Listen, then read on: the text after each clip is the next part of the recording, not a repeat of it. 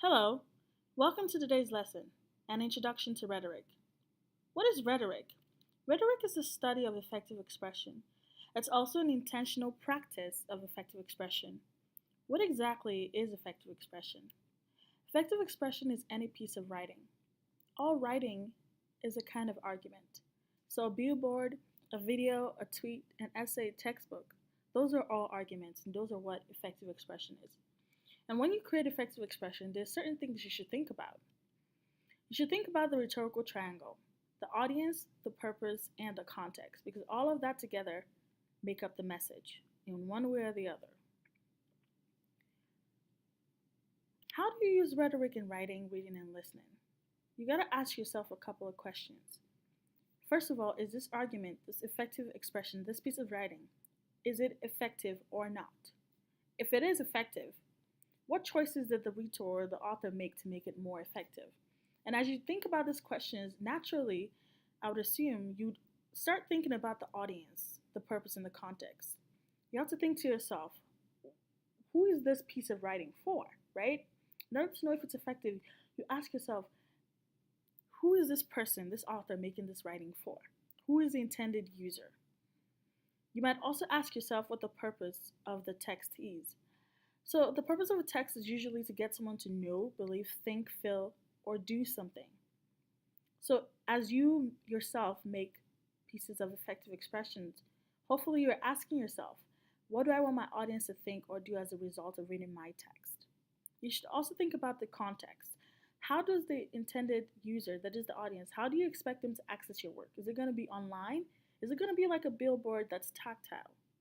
And also, thinking about the accessing of your work, you have to think about the constraints.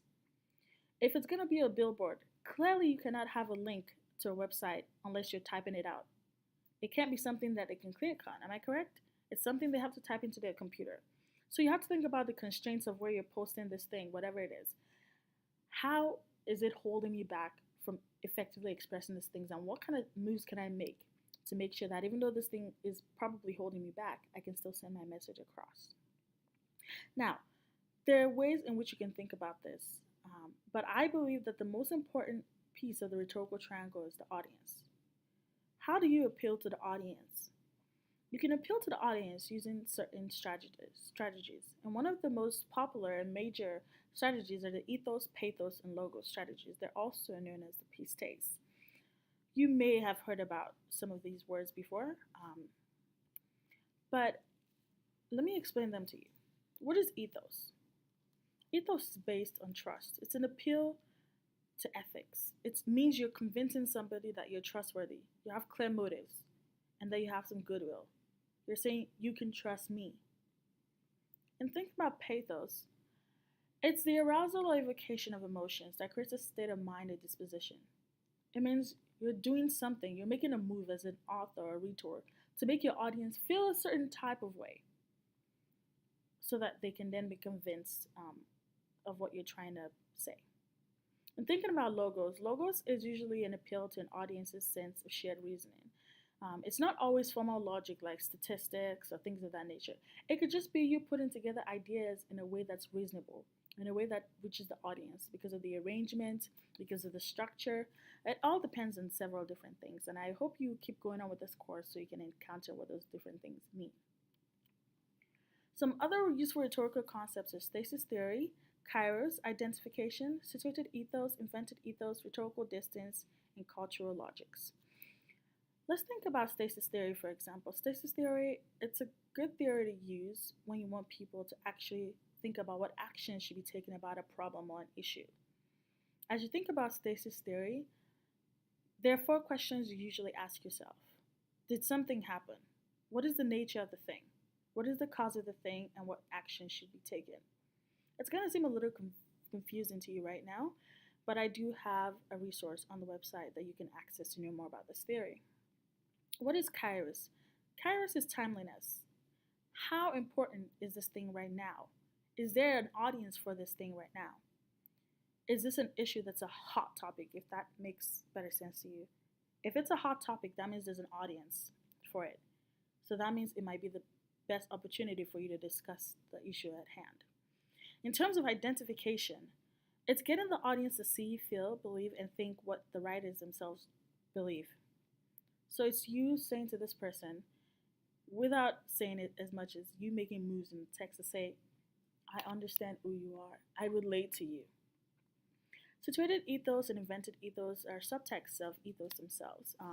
Situated ethos, you got to think about what you already know about the author, whereas invented ethos is what you're coming to know about the author based on the work in front of them. Rhetorical distance, it's usually using some kind of language or making some kind of move to separate yourself from the audience.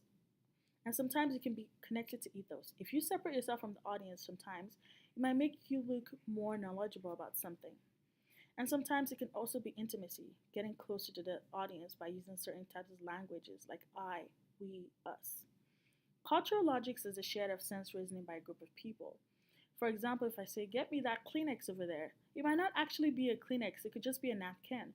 But the person I'm talking to will understand what I mean when I say, get me a Kleenex, because they understand that a Kleenex can refer to anything that looks like a Kleenex. Now, why is rhetoric so important in writing?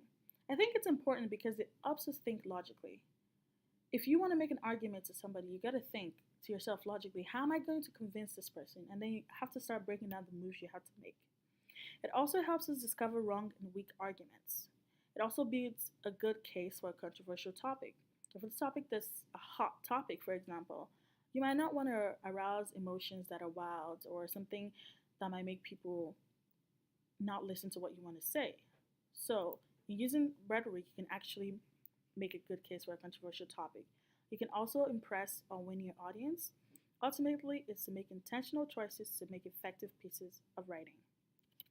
Thank you for watching.